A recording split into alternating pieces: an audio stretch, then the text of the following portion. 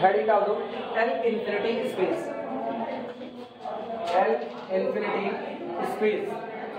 लिखने के दो तरीके हैं, कुछ किताबें इसको यहाँ बेस में इंफिनिटी लगाती हैं, कुछ इसको ऐसे लिखती हैं एल इंफिनिटी स्पेस। तो दोनों एक ही है, अलग अलग नहीं, चाहे आप बेस में इंफिनिटी लगा दो चाहे आप टॉप पर लगा दो। एल इंफिनिटी स्पेस, इसमें लिखना it is collection of, it is collection of, it is collection of all bounded sequences, all bounded sequences, it is collection of all bounded sequences either real or complex, either real or complex, or complex। वो sequence चाहे आपके real हो और चाहे आपके कैसे हो complex, इससे कोई फर्क नहीं पड़ता, बस केवल और केवल वो सीक्वेंस कैसे होने चाहिए, बाउंडेड होने चाहिए। Are bounded sequence either real और कॉम्प्लेक्स। अब कॉम्प्लेक्स सीक्वेंस बाउंडेड कब होते हैं उनकी चर्चा कर लेते हैं, क्योंकि अभी तक कॉम्प्लेक्स में बाउंडेडनेस नहीं पता है।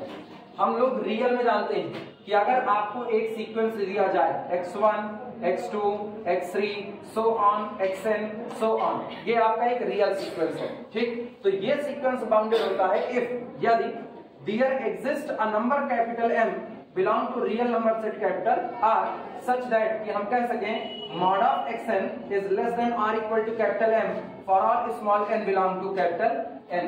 यानी आपके सीक्वेंस में जितने टर्म लिखे गए हैं वो सारे के सारे टर्म एक नंबर पर्टिकुलर कैपिटल M को पार ना कर पाए तो आपका सीक्वेंस क्या होगा, बाउंडेड होगा। और बाउंडेड सीक्वेंस कन्वर्जेंट हो ये कोई जरूरी नहीं है। एल इंफिनिटी में केवल कैसे सीक्वेंस का जिक्र किया जा रहा है, बाउंडेड का। जैसे एग्जांपल के तौर पर मैंने सीक्वेंस ले लिया 1 1/2 1/3 अप टू सो ऑन, यानी सीक्वेंस मेरा है 1 कितना 10। अब मुझको ये पता है कि मेरा सीक्वेंस बाउंडेड है, क्योंकि जिस दिन इनको नंबर लाइन पर रखा जाएगा तो पहला टर्म कौन होगा 1, अगला कौन होगा 1/2, अगला 1/3। लेकिन चलते चलते ये लोग आने की कोशिश कहां तक कर रहे हैं, 0 तक, इन्हीं के बीच में बाउंडेड है। तो ये आपका किसका हिस्सा होगा, एल इंफिनिटी स्पेस का हिस्सा होगा। क्लियर है। इसी तरीके से आप अगला सीक्वेंस ले लो, सीक्वेंस xn जिसका nth टर्म आपको दिया गया है 3n+2/4n+5। ये सीक्वेंस, अब मुझको पता है ये सीक्वेंस आपका कहां पर कन्वर्ज करेगा, ये सीक्वेंस कन्वर्ज करेगा 3/4 पर। कुछ करना नहीं, कैसे हुआ, ऊपर n की पावर 1 की डिग्री कितनी 3, नीचे n की पावर 1 की डिग्री कितनी 4, कन्वर्ज करेगा किस पर 3/4 पर। तो इसका मतलब कन्वर्जेंट है, और कन्वर्जेंट है तो कैसा रहेगा, बाउंडेड है। ये याद रखना, इसमें नॉन कन्वर्जेंट सीक्वेंस भी आ सकते हैं। एग्जांपल के तौर पर 1 -1 1 -1 1 -1 सो ऑन, ये भी एल इंफिनिटी का हिस्सा होगा, क्योंकि ये सीक्वेंस कन्वर्जेंट नहीं है, ऑक्सिलेटरी है, लेकिन बाउंडेड तो है ना। बाउंडेड है -1 से +1 तक के बीच में। Every member of the term या every member of the sequence is less than और equal to 1 but greater than और इक्वल टू -1। बन गया। और बाउंडेड सीक्वेंस है तो किसका हिस्सा जाएगा, एल इंफिनिटी स्पेस का हिस्सा आएगा। क्लियर हुआ। अब अगर सीक्वेंस आपका ये है 1 2 3 1 2 3 सो ऑन, चलते जाओ, रिपीटेड टर्म है 1 2 3 1 2 3 1 2 3। तो सोचो every term of the sequence xn less than और equal to 3 but greater than और इक्वल टू 1। फिर बन गया कि नहीं बन गया, बाउंडेड है तो किसका हिस्सा आएगा, एल इंफिनिटी का हिस्सा आएगा। तो एल इंफिनिटी स्पेस कुछ नहीं होता, दुनिया में जितने भी रियल और कॉम्प्लेक्स बाउंडेड सीक्वेंस मौजूद है उन सबको इकट्ठा कर लो, that's called the L infinity space. Clear हुआ। लेकिन कॉम्प्लेक्स में बाउंडेडनेस सुनो कैसे होती है। एक बात शायद बताए हुए, कॉम्प्लेक्स का बाउंडेड नहीं बताए कभी भी, चलो आज बता देते हैं।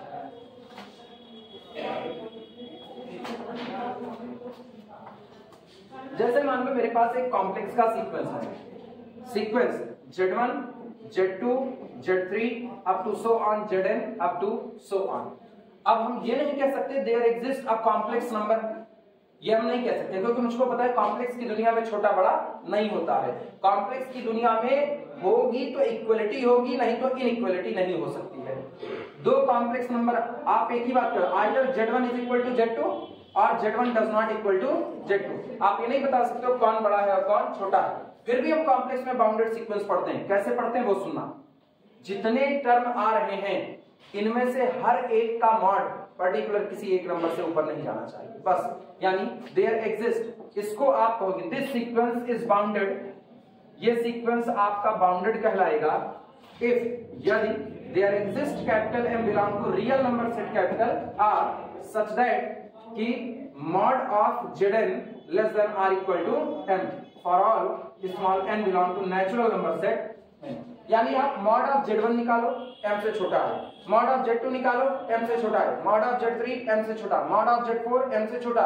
जितने टर्म हैं वो सारे टर्म का मॉड M से क्या है छोटा, क्योंकि मुझको पता है किसी कॉम्प्लेक्स नंबर का मॉड कैसी क्वांटिटी रियल, वो आपका कैसा नंबर रियल नंबर।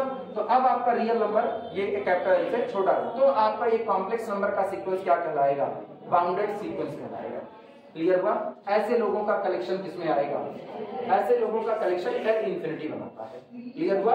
इसके बारे में हम लिख दे रहे हैं क्योंकि यही भूलता है कि कॉम्प्लेक्स में कैसे बाउंड करते हैं।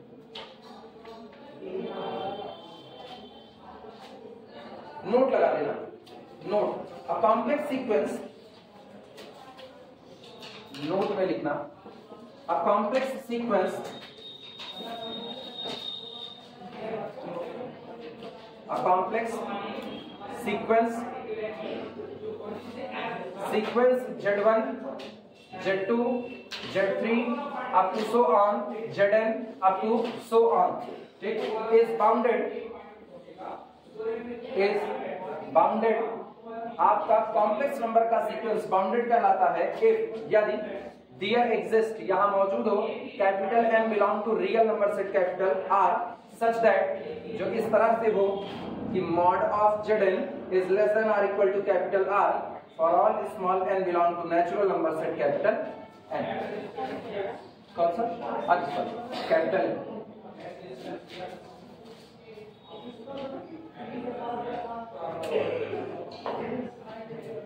ठीक, अब हम स्टेटमेंट लिखेंगे L इंफिनिटी स्पेस के लिए।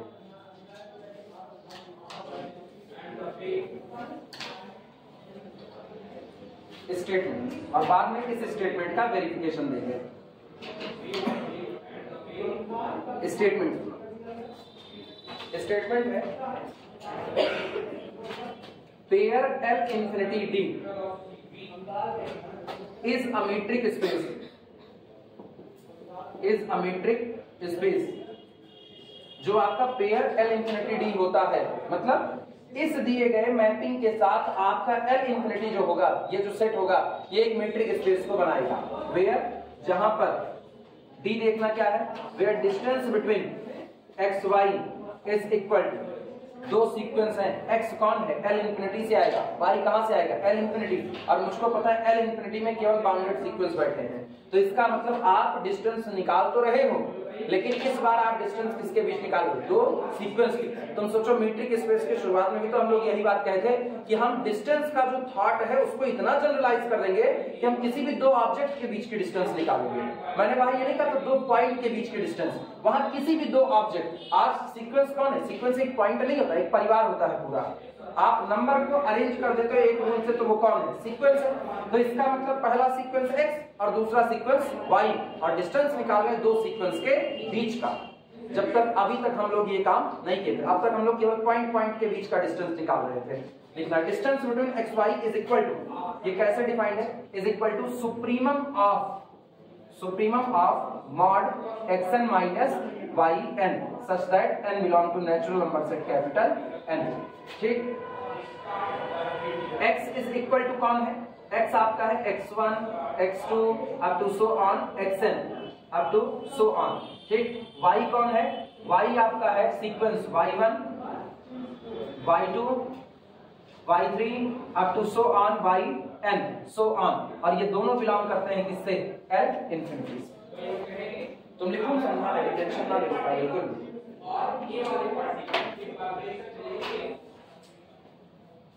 तो सोचने वाले के दिमाग की बात गजब का उसने सोचा कि वो सीक्वेंस के बीच की भी डिस्टेंस डिफाइन कर रहे हैं। अभी दो सेट के बीच की डिस्टेंस आई, दो सेट के बीच की दूरी क्या होती है,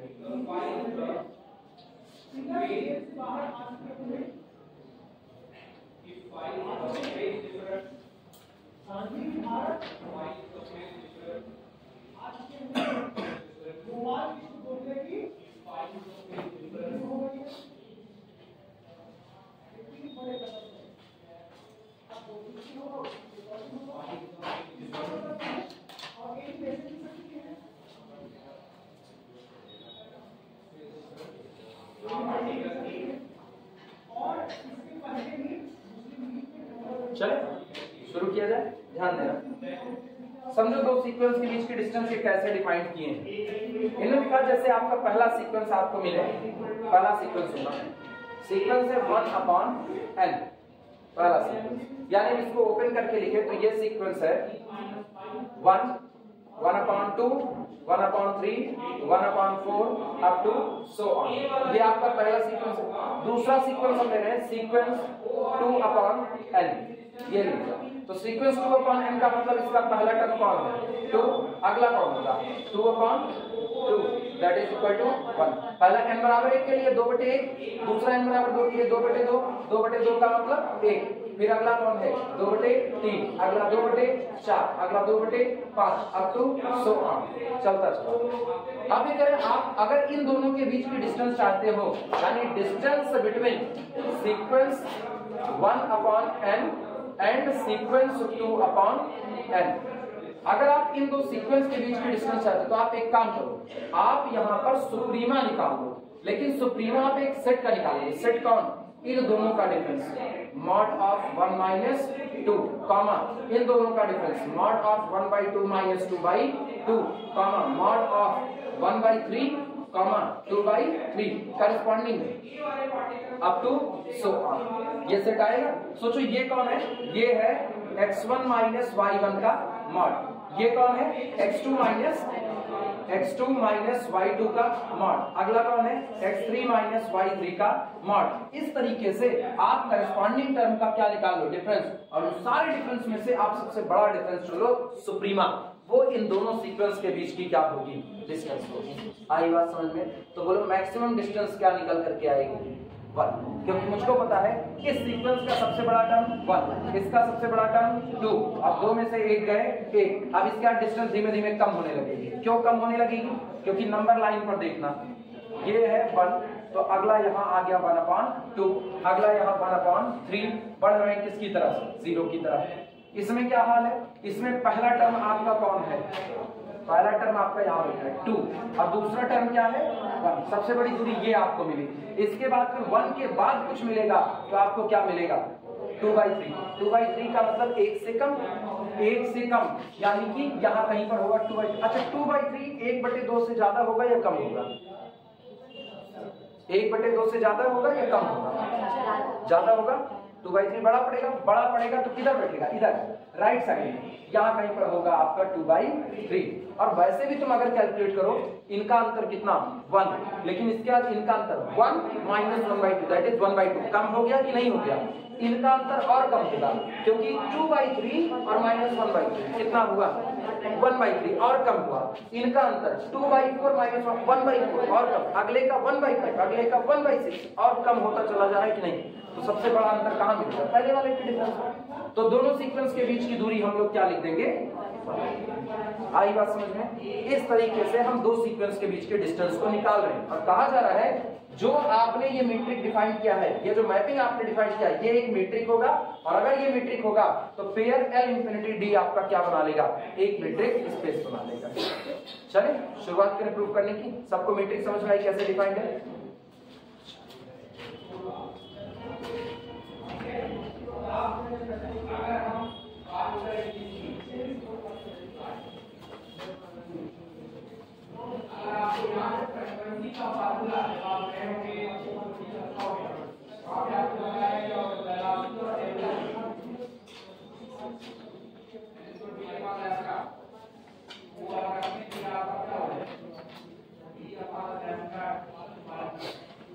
चलो प्रूफ करते हैं,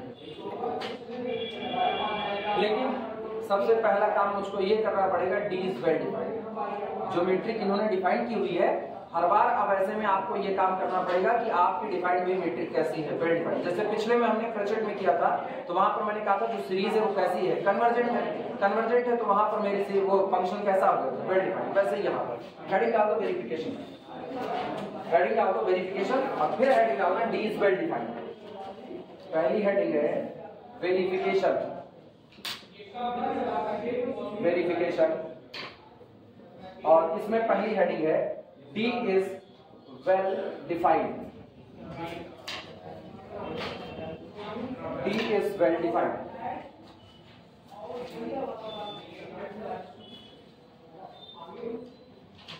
ये बताओ भैया सीक्वेंस कैसा, सारे सीक्वेंस कैसे बाउंडेड, सारे सीक्वेंस कैसे बाउंडेड। तो इसका मतलब आप इनके किसी भी दो टर्म के बीच का डिफरेंस लोगे तो वो डिफरेंस भी कैसा बाउंडेड। अगर वो डिफरेंस बाउंडेड तो जो आपने सुप्रीमम चुना वो भी कैसा बाउंडेड, वेल डिफाइंड हो गया। क्लियर हुआ कि नहीं, इस बात को हम बोल रहे हैं लिखना। Since supremum of mod of xn minus yn such that n belong to the natural number set n is less than or equal to supremum of mod of xn such that n belong to the natural number set n or plus supremum of mod of yn such that n belong to the natural number set n। क्योंकि मुझको पता है कि supremum of xn minus yn आपका less than or equal to का suprema of x mod of xn और suprema of mod of yn। इन दोनों सेट के सुप्रीमम से या तो कम होगा या तो बराबर होगा। क्लियर हुआ, ठीक, चमक रहा है जी बहुत ज्यादा, कहां पर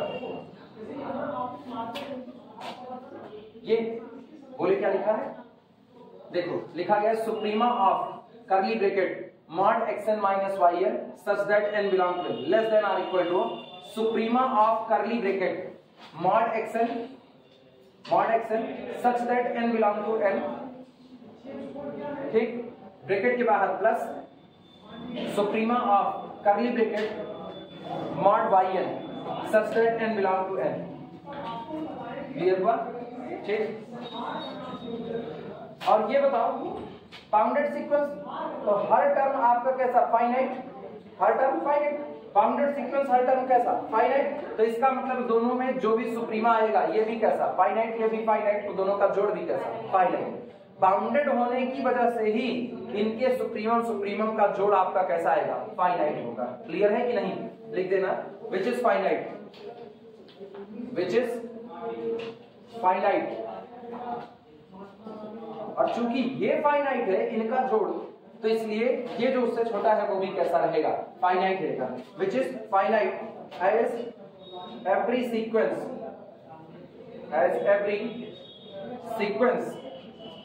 is bounded, as every sequence is bounded, ठीक। This implies that D is well defined, D is well defined, जो बताता है कि आपकी ये मैट्रिक्स जो डिफाइन की गई है डी वो कैसी होगी, खैर अभी ये मैपिंग है।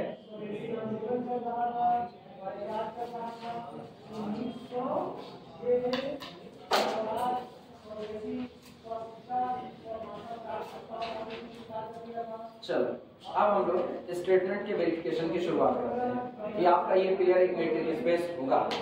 सबसे पहले तीन सीक्वेंस चुन लो x, y और z, लिखना। नाउ ऐसे स्टार बना देना और यहां से शुरुआत करें। Now take x is equal to sequence xn, y is equal to sequence yn और z is equal to sequence zn, all belong to the L infinity. ये सब हम कहां से ले रहे हैं, L इंफिनिटी से ले रहे हैं।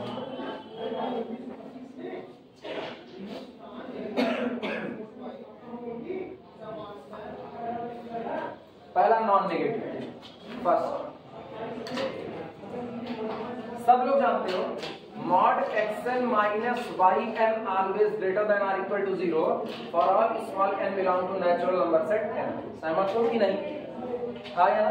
तो ये बताओ x1 minus y1 पॉजिटिव या नॉन नेगेटिव कहो, x2 minus y2 का mod non negative, x3 minus y3 का मॉड नॉन नेगेटिव। तो जितने आए सारे कैसे नॉन नेगेटिव, उनमें से चुनना क्या है सुप्रीमम, वो भी क्या होगा नॉन नेगेटिव।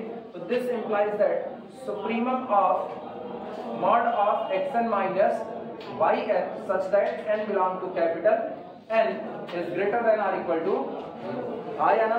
और यही तो आपकी मैट्रिक है। This is the distance between two sequence x and y. So this implies that distance between x and y greater than or equal to 0। पता है तुम लिखो x y, पढ़ो distance between two sequences x and y। तो इससे तुमको ना एक हैबिचुअल हो जाओ कि हम डिस्टेंस निकाल तो रहे हैं लेकिन हम किसके बीच में निकाल रहे हैं, सीक्वेंस के बीच में। वरना हरदम दिमाग में आता है ना x पॉइंट है y पॉइंट है ना, ऑब्जेक्ट है वो। और ऑब्जेक्ट में भी सीक्वेंस हो चुका है। ऐसे ही दो मैट्रिक्स के दो मैट्रिक्स के बीच में भी डिफाइन कर सकते हैं। implies that D is non-negative implies that D is non-negative। Note कर। अब कहानी distance between two sequences 0 if and only both sequences are same. जब तक दोनों सीक्वेंस सेम नहीं होंगे तब तक उनके बीच की डिस्टेंस 0 नहीं होगी। सेकंड आते हैं।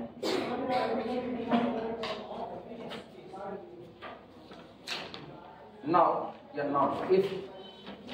if distance between sequences x and y is equal to 0, so implies that supremum of mod of xn minus yn such that n belong to natural number set n is equal to कितना 0, and this implies that पता है अगर ऐसे difference का सबसे बड़ा difference 0 है, यानी हर डिफरेंस खुद कैसा है 0 है, तो this implies that mod of xn minus yn itself is equal to 0 for all n belong to natural number set।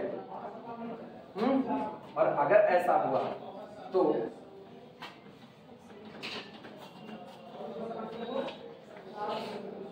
This implies that xn बराबर कितना yn for all small n belong to natural number set n।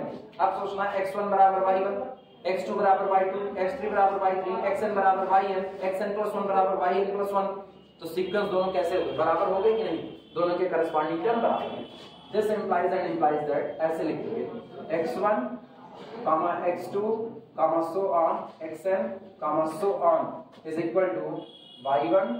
सुनो, दो तरीके हैं, चाहे आप ऐसे लंबा लिखो मेरी तरीके से, चाहे आप बहुत शॉर्ट में लिखो so on, yn, so on, चाहे ये लिखो और चाहे दोनों में से छूट दे, एक ही लिखना, दोनों लिखने की जरूरत नहीं।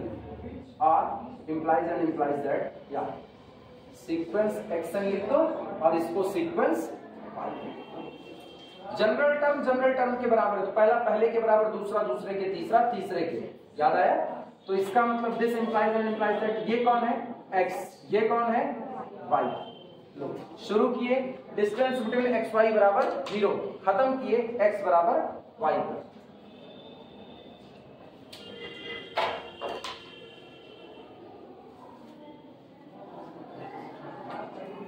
इसी को बोलते हैं L इंफिनिटी स्पेस।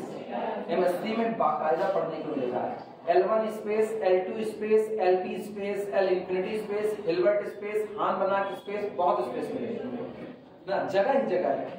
एमएससी में एडमिशन लो बस केवल नॉन लीनियर स्पेस पूरा एक चैप्टर ही खुलेगा, अपने नाम भी चलेगा वो पूरा का पूरा। लिख लो तो फिर मिटाया जाए।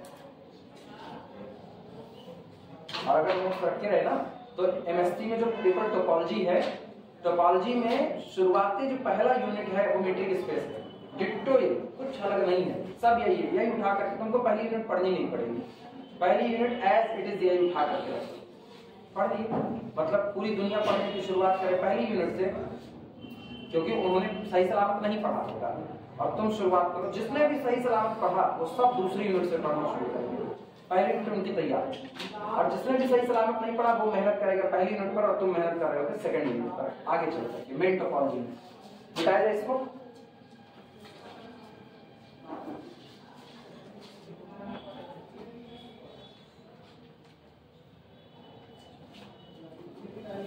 थर्ड आना symmetricity.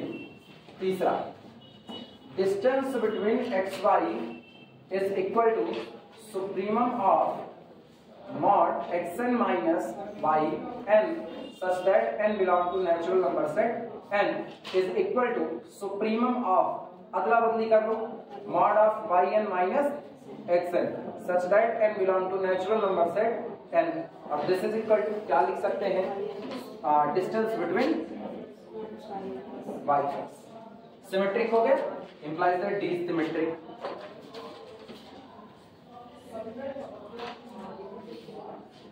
implies that D is symmetric।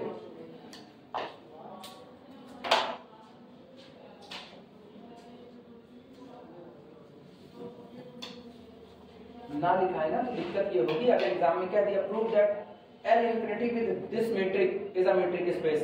अब तुम सोच रहे हो L infinity क्या है? अब यहां से पता है L infinity is the collection of all bounded sequences. बस इतना सही बात।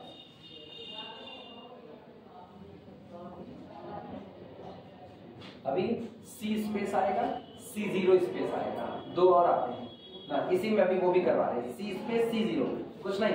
अब जो अगर नाम नहीं जान रहे हो, पता है सारी तकलीफ एक ही बात की, आपने पढ़ा नहीं होगा बस, बाकी आप सब जान रहे हो।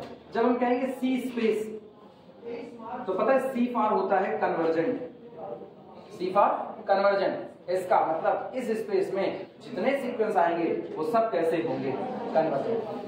फिर हम कहेंगे C0 space, C0 space, C का मतलब फिर क्या, कन्वर्जेंट, और ये बता रहे हैं कहां कन्वर्स किए, 0 पर। तो इसमें वो सारे सीक्वेंस आएंगे जो कहां कन्वर्स करेंगे, 0 पर, और जो सीक्वेंस 0 पर कन्वर्स करता है उसको हम लोग एक नाम देते हैं नल सीक्वेंस। याद आया, जो सीक्वेंस 0 पर कन्वर्स करेगा उसको नाम देते हैं नल सीक्वेंस। तो हर वो सीक्वेंस जो 0 पर कन्वर्स करे ऐसे लोगों को बटोर कर लाओ तो वो C0 स्पेस का हिस्सा बनेंगे, और जो सिर्फ कन्वर्जेंट हो, चाहे जहां कन्वर्जेंट हो, वो किसका हिस्सा बनेगा, C, और जो सिर्फ बाउंडेड हो वो किसका हिस्सा बनेगा, L इंफिनिटी। अब सबसेट की तरह बना लो इसको, जरा सबसेट की तरह बना लो। ठीक, सबसेट तैयार करें तो मुझको पता है जो 0 पर कन्वर्ज हो रहा है वो पर्टिकुलर कन्वर्ज हो रहा है, लेकिन कन्वर्जेंट तो है। और ये लोग कौन है, इसमें वो भी हैं जो 0 पर कन्वर्ज होंगे, इसमें वो भी हैं जो 1 पर कन्वर्ज होंगे, इसमें वो भी जो √2 पर कन्वर्ज होंगे, मतलब कोई कन्वर्जेंट है बस, चाहे जहां हो वो इसमें होगा। तो C0 के सारे मेंबर यहां होंगे कि नहीं होंगे। Every convergent sequence is bounded but every bounded need not be convergent. तो जितने कन्वर्जेंट हैं वो सब के सब किसमें होंगे, L इंफिनिटी पे होंगे। तो सबसे बड़ा वाला L इंफिनिटी, उससे छोटा C, उससे छोटा C0, बन गए एक सीक्वेंस में। क्लियर हुआ? चलो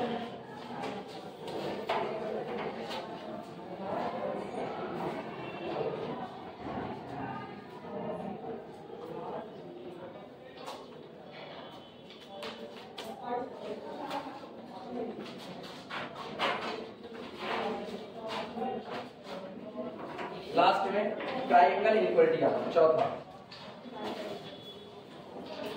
लिखना, for all small n belong to the natural number set, for all small n belong to natural number set n। शुरुआत करो, mod of xn minus yn, पहले मॉड से शुरुआत करो, डिस्टेंस बाद में निपटा लेंगे। Mod of xn minus yn is equal to mod of xn minus zn plus zn minus yn। लिख सकते हैं कि नहीं? एंड दिस या this implies that mod of xn minus yn less than और equal to mod of xn minus zn और plus mod of zn minus yn। लिखा जा सकता है कि नहीं? दिस इंप्लाइज दैट, अब मीट्रिक ठोको, और मीट्रिक ठोकते हैं, supremum of mod of xn minus भैया जैसे सुप्रीमा लगाना, करली ब्रैकेट बनाना ना भूलना, आप सेट के अंदर सुप्रीमम निकाल रहे हो, such that n belong to natural number set n less than और इक्वल टू इसका सुप्रीमा प्लस उसका सुप्रीमा। तो supremum of mod of xn minus zn such that n belong to natural number set n plus supremum of mod of zn minus yn such that n belong to natural number set n। इसको पहचान सकते हैं, distance between x y less than और equal to, ये कौन, distance between x z और plus distance between z y। बस यही दिमाग में ना बिल्कुल ये बाउंड्री मत लगाना कि तुम हरदम का डिस्टेंस बिटवीन x z ही चलेगा, नहीं, बस त्रिभुज की किन्हीं भी दो भुजाओं का जोड़ हमेशा तीसरे से बड़ा बैठता है या बराबर बैठता है। हम बराबर इसलिए ना, तीनों पॉइंट कोलिनियर, ट्राइंगल में नहीं होते, ट्राइंगल में इक्वलिटी हो ही नहीं सकती है, क्योंकि अगर इक्वलिटी हो गई ना तो कोई ट्राइंगल बनेगा ही नहीं। ठीक, और हम लोग जनरलाइज पढ़ रहे हैं तो याद करने के लिए थोड़ा सा टच ले लेते हैं उसका। ये बताओ क्या चारों प्रॉपर्टी मीट्रिक की दिखा ले गए, तो यहाँ पर क्या लिखे वो फाइनल टच करोगे, therefore D is a metric and pair L infinity D is a metric space, और ये आपका एक मीट्रिक स्पेस होगा जिसको हम लोग नाम देते हैं नोन एज, आगे भी लिख देना, नोन एज जाना जाता है, known as L infinity space, यही आपका एल इंफिनिटी स्पेस है। कोई मुश्किल काम?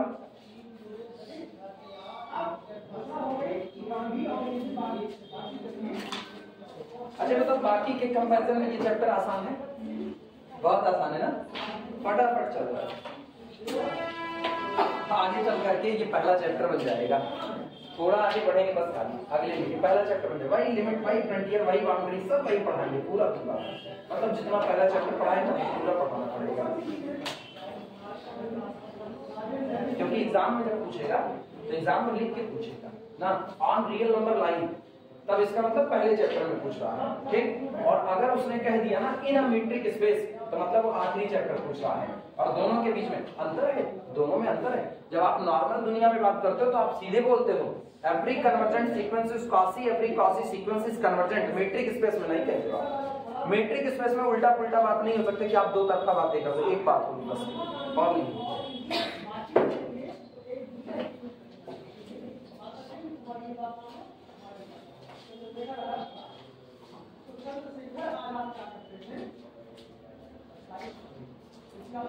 यहाँ इंटरवल का नाम बदलेंगे, यहाँ इंटरवल जैसी चीज नहीं होगी। इंटरवल बेचारा वन डायमेंशनल होता है, यहाँ टू डायमेंशनल, थ्री डायमेंशनल। सोचो हम Rn टू Rn की बात किए हुए हैं ना, Rn क्रॉस Rn से बात किए हुए हैं, तो इसका मतलब यहाँ पर हम लोग स्पेस में बात करें, तो स्पेस में इंटरवल नहीं, स्पेस में पूरा एक स्फीयर तैयार होता है। यहाँ ओपन स्फीयर, ओपन बॉल सीखता है। अब भैया एक हम दे रहे हैं, वो तुम लोग हमको लगा करके दिखाओ तो मान जाए तुम लोगों को ये सब आ गया।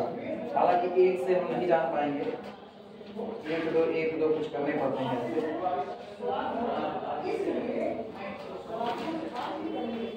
मिटा जाए इनको, हो गया सबका।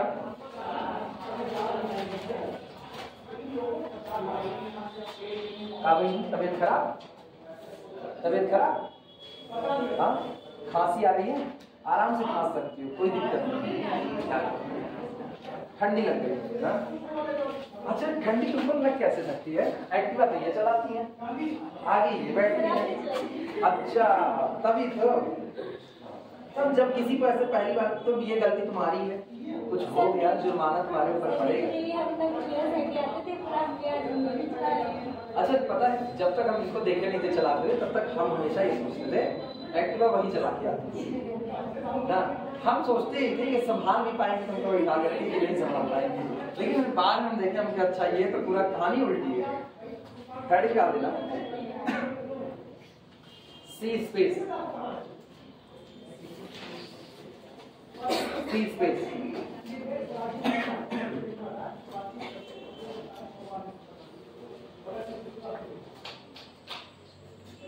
लिखना, it is collection of, it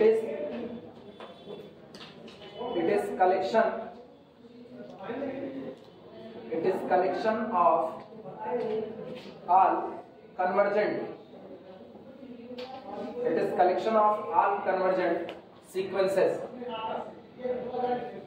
it is collection of all convergent sequences।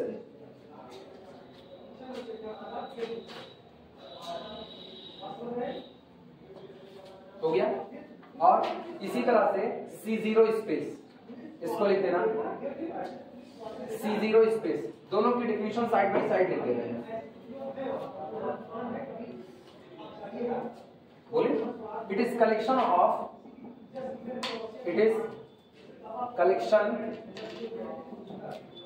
Collection of all, चाहे लिखो ऑल नल सीक्वेंसेस और चाहे लिखो all sequences converges to zero, दोनों लिखते हैं। It is collection of all null sequences,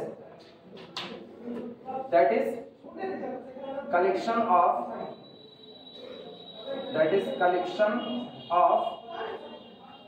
sequences converges to zero.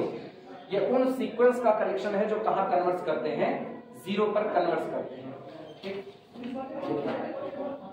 Clearly, स्पष्टता, clearly sequence CD, sorry sequence कह रहे हैं, clearly pair CD and pair C0 D are metric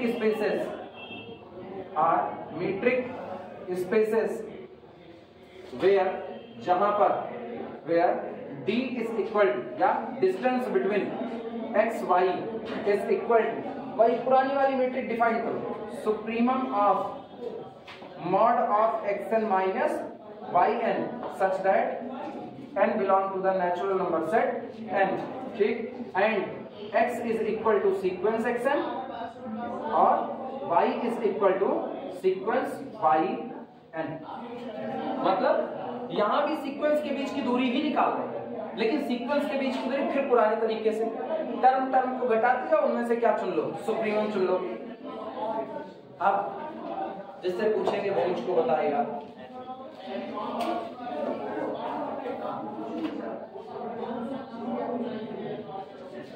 हाँ, ये कर देते हैं, these two belong to the C और C0, ठीक है। अगर हम C की चर्चा करेंगे दोनों कहां से लिए जाएंगे, C से, और अगले की चर्चा करेंगे दोनों कहां से लिए जाएंगे, C0 से लिए जाएंगे।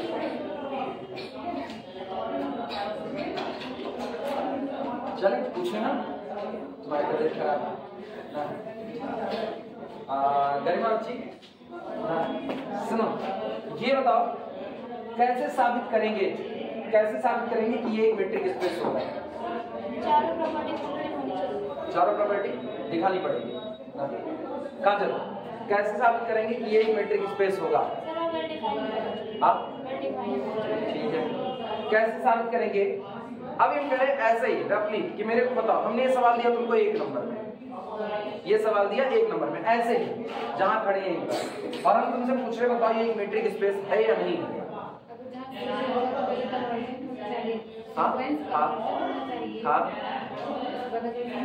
ठीक,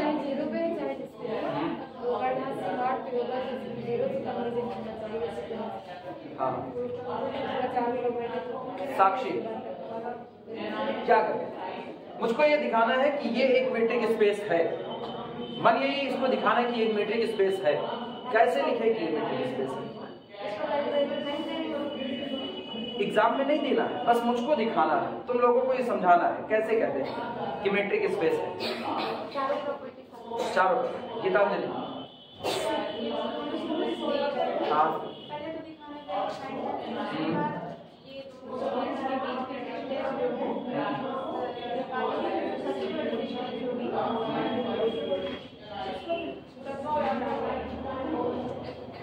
वीरेंद्र,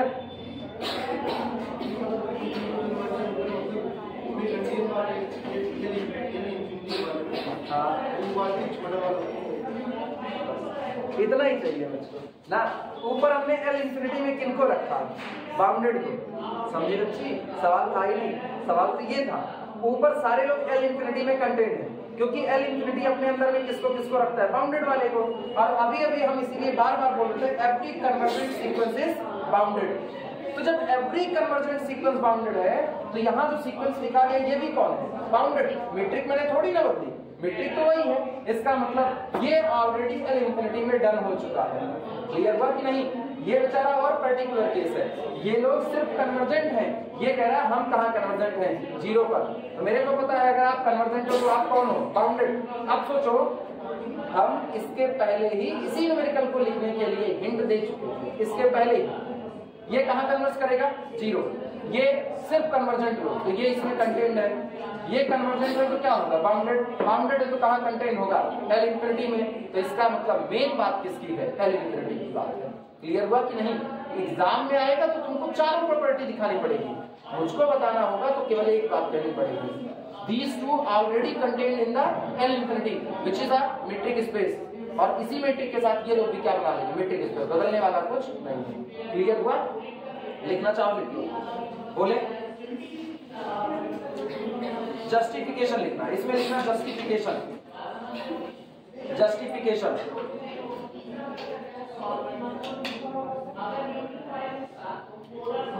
बोला जाए,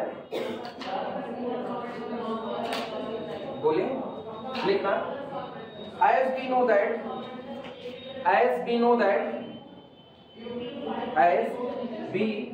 that जैसा कि हम जानते हैं, as we know that every convergent sequence is bounded.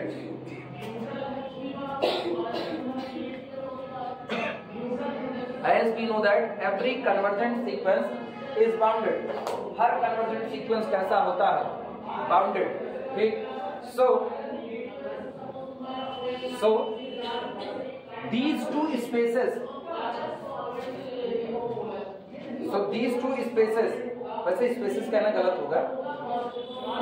So ठीक है कह ही दो. These two spaces with same metric. अब है तो है उसमें कौन सा? So these two spaces with same metric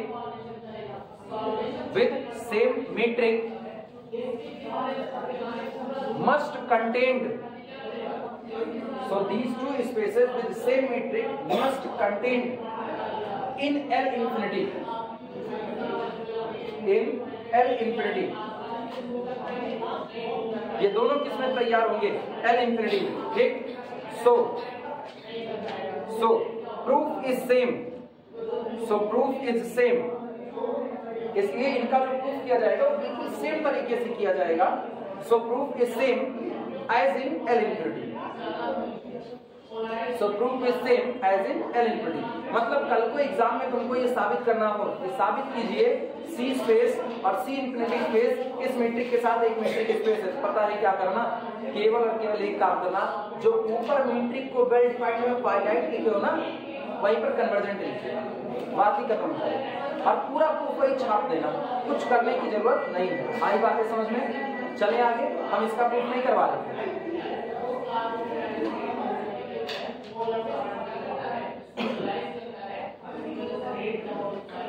अगली हेडिंग पड़ेगी एलपी स्पेस. हेडिंग डाल दो एलपी स्पेस. एल और सफिक्स में पी लगाना. LP space.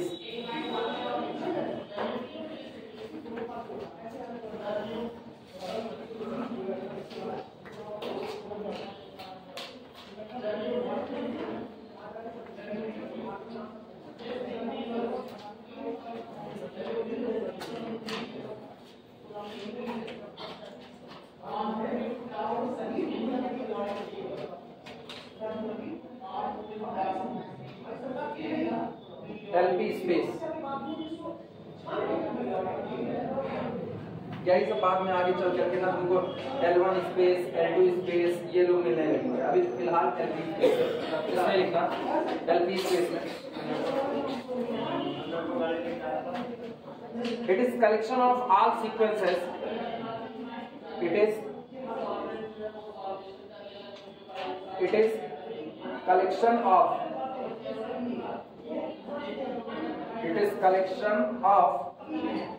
all sequences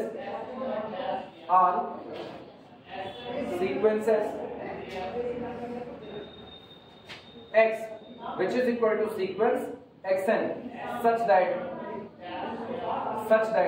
ये उन सभी सीक्वेंस का कलेक्शन होता है जो इस तरीके से होते हैं. such that summation mod of xn की पावर p जहां पर n vary from 1 to infinity is less than infinity, where जहां पर p is positive constant. p is a positive constant. Where p is a positive constant.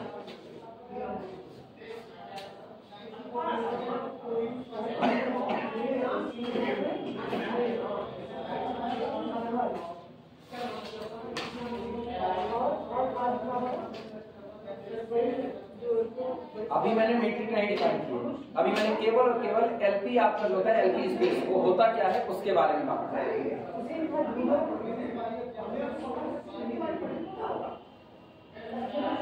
जैसे sequence दिया जाए, गौर से सुनना. सीक्वेंस हो x1, x2, x3, x4, x5 so on xn so on. ठीक. और आपसे सामने वाला क्या रहा है? L3 space. क्या बात की उसने, L3 स्पेस की।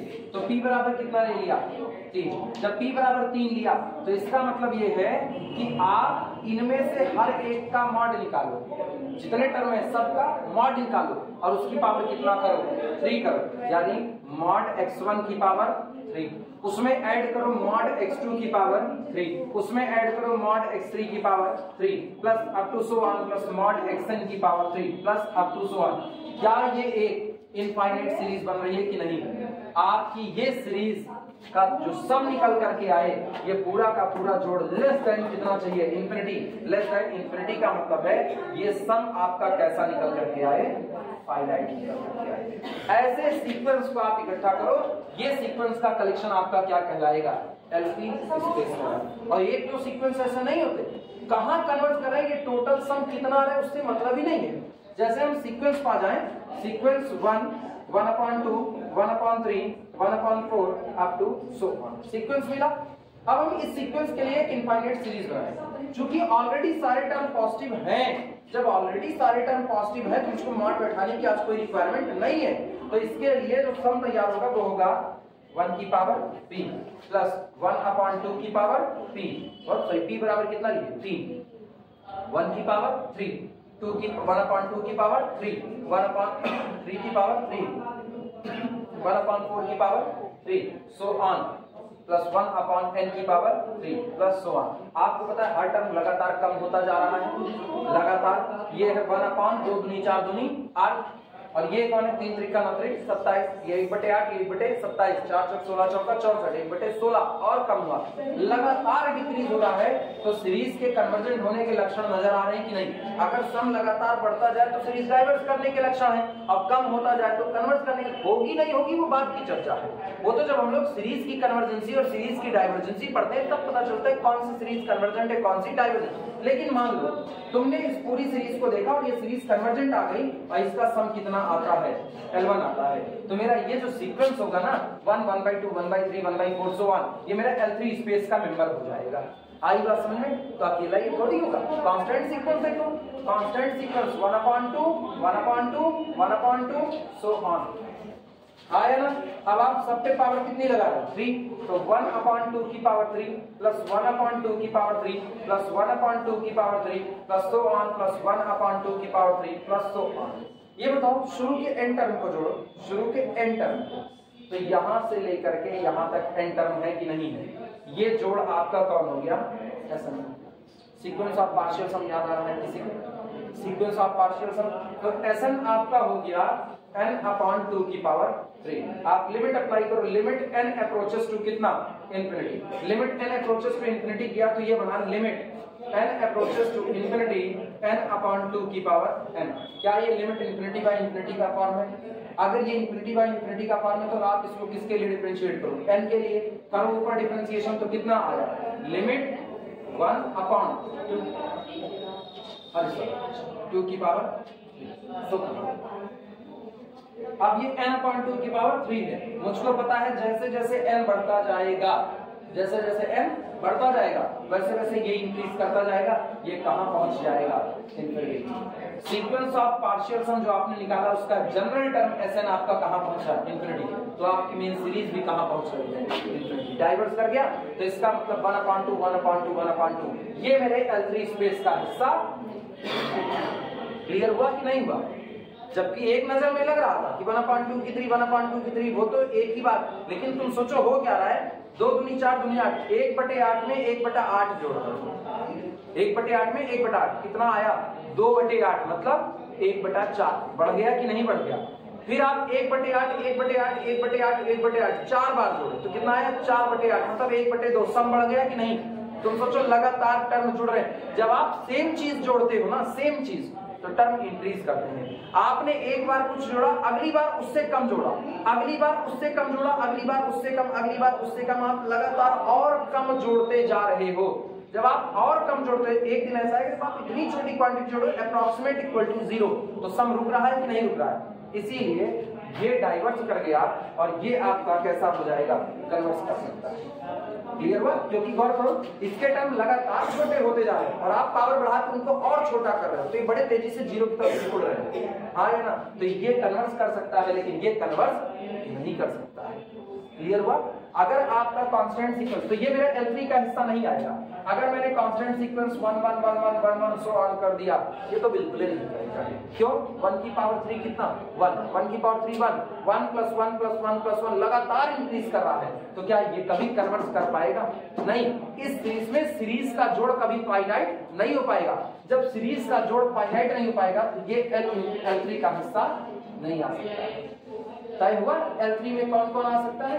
L3 में वही लोग आ सकते हैं जिनके लिए ऐसी बनी हुई जो सीरीज है वो कन्वर्जेंट कर सकता है, पर्टिकुलर कहीं पर टिकती नजर आए। क्लियर हुआ कि नहीं? चलो अब मैट्रिक डिफाइन करेंगे। तो अब भैया अगर कोई तुमसे L4 स्पेस मांगे तो क्या बताओगे? L4 स्पेस ऊपर से डिजाइन करो, summation n vary 1 to infinity mod xn की पावर 4 लेस देन कितना? इंफिनिटी। मतलब हर टर्म को एब्सोल्यूट टर्म बना दो। पता है टर्म जब ऐसे ही अपने आप अपने साइन के साथ होते हैं, प्लस माइनस के साथ, वो टर्म है। जब आप उन पे मॉड बैठाते हो ना तो आप हर टर्म की एब्सोल्यूट वैल्यू ले रहे हो, तो एक्चुअल में आप एब्सोल्यूट कन्वर्जेंसी देख रहे हो। यहाँ पर कैसी कन्वर्जेंसी हो रही है? एब्सोल्यूट कन्वर्जेंसी। एक सीरीज का कन्वर्ज करना और एक सीरीज का एब्सोल्यूट कन्वर्ज करना दो अलग बातें हैं।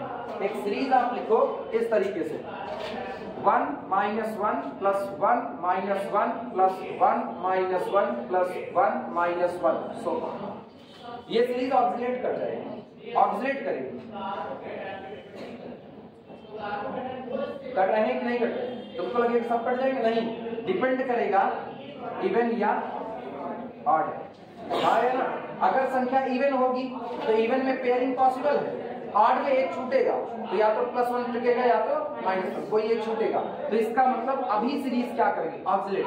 अब आप क्या कर दो, आप हर टर्म पर मॉड बैठाओ, हर टर्म पर मॉड बैठाओगे तो एब्सोल्यूट बनेगा 1 plus mod -1 plus mod 1 plus mod -1 so on. अब सब 1 1 1 1 1 1 हो गया। अब कहां गया? डाइवर्स कर दिया तुरंत। ये अंतर होता है। तो जब आप हर टर्म पर मॉड बैठा देते हो ना तो आप हर टर्म की कैसी वैल्यू ले रहे हो? Absolute value. और तब आप सीरीज की कन्वर्जेंसी देख रहे हो तो ये कन्वर्जेंसी कौन होती है? एब्सोल्यूट कन्वर्जेंसी होती है। अगर कोई सीरीज एब्सोल्यूट कन्वर्जेंट है तो कन्वर्जेंट होगी, लेकिन अगर सीरीज कन्वर्जेंट है तो एब्सोल्यूट कन्वर्जेंट हो इसकी गारंटी नहीं है। एक्चुअली है क्या ना, इसको आम जिंदगी में समझो, एक सीरीज जो होती है वो कई लोगों से मिलकर के बनी है, समझना है।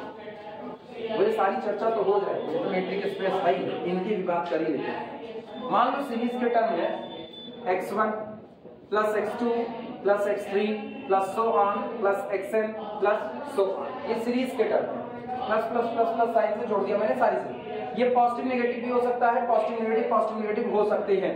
अब तुम सोचो इस सीरीज के साथ, इस सीरीज को तुम ऐसा मानो जैसे ये कोई पर्सन हो, इस पर्सन के साथ पॉजिटिव नेगेटिव कंडीशंस जुड़ी हुई है, पॉजिटिव नेगेटिव कंडीशंस जुड़ी हुई है। तब इसका नेचर क्या होगा मेरे को नहीं पता है, तब इसका नेचर क्या होगा फिलहाल नहीं पता। अभी ये परिस्थिति से एकदम बंधा हुआ है। हमने क्या किया, हमने इसके ऊपर मॉड बैठाया। मॉड का मतलब है मैंने इस सीरीज को सारी नेगेटिविटी से आजाद कर दिया।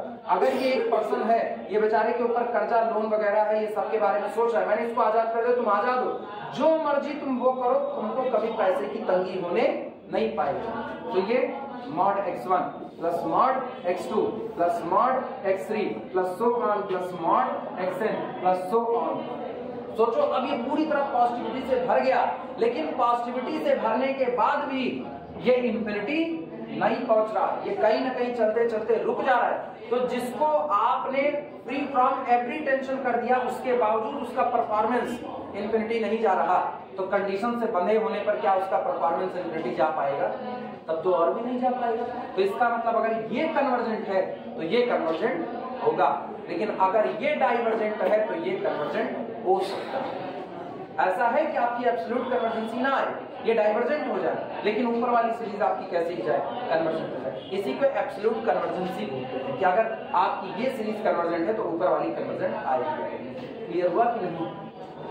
हालांकि बड़े टेस्ट होते हैं इसके, हम लोग टेस्ट निकालते हैं, पेयरिंग करते हैं, ठीक है, टर्म को एक साथ फिर से रीअरेंज करते हैं, उसके बाद चेक करते हैं सीरीज कन्वर्जेंट होगी या नहीं होगी। ये सीरीज सॉल्यूशन का हिस्सा है। जब आप लोग सीक्वेंस और सीरीज पढ़ रहे हो तब यहाँ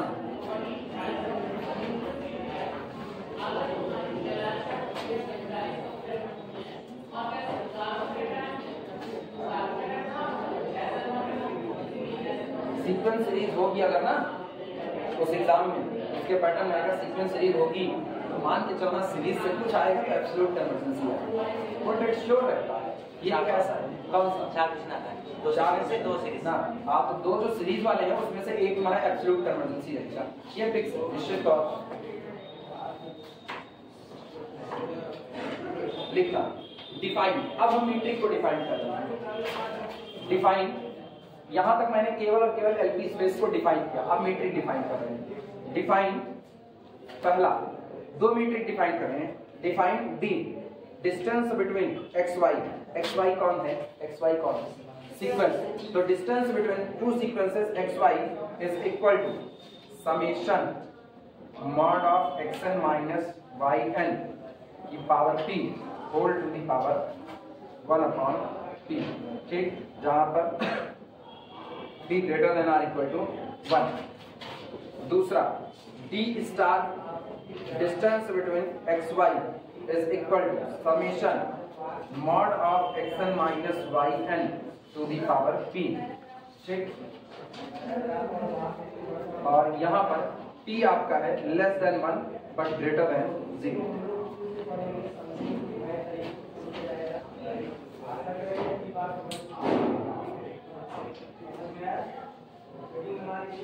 दो तरीके से दो मीट्रिक इन्होंने डिफाइन की है।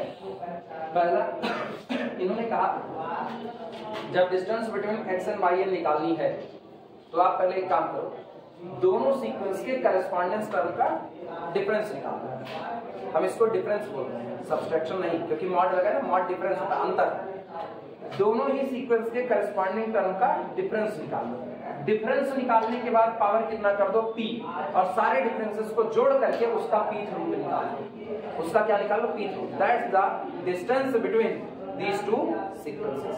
जैसे पहला सीक्वेंस आपको दिया जाए, sequence x is equal to xn is equal to x1 x2 so on xn सो।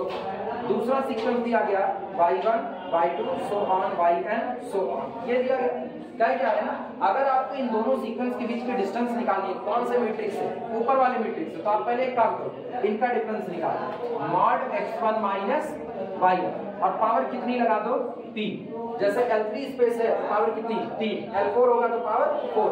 इसके बाद फिर आप करो प्लस मॉड, इसमें जोड़ दो x2 माइनस y2 के डिफरेंस की पावर p, इसमें ऐड कर दो, फिर इसमें आप जोड़ दो मॉड x3 माइनस y3 के डिफरेंस की पावर 3 लगा p, और सो इस तरह से आप सारा काम करो।